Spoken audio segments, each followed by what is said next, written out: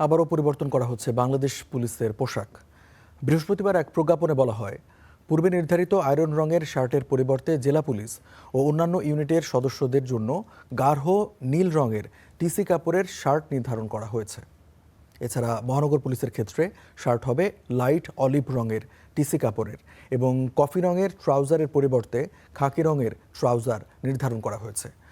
প্রজ্ঞাপনে আরও বলা হয়েছে, জ্যাকেট, জার্সি, গার্ডিয়ান ও পুল ওভারের পরিবর্তে গাঢ় নীল রঙের জ্যাকেট, জার্সি, কার্ডিগান ও পুল ওভার ব্যবহার করা হবে। তবে মহানগর পুলিশের জ্যাকেট হবে লাইট অলিভ রঙের।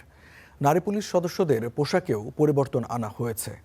জেলা পুলিশ ও আর্মড পুলিশ ব্যাটালিয়ন, বিশেষায়িত পুলিশ ব্যাটালিয়ন, স্পেশাল ব্রাঞ্চ, অপরাধ তদন্ত বিভাগ ও র্যাপিড অ্যাকশন ব্যাটালিয়ন ছাড়া অন্যান্য ইউনিটের নারী সদস্যদের জন্য গাঢ় নীল শাড়ি ও গাঢ় নীল ব্লাউজ নির্ধারণ করা হয়েছে।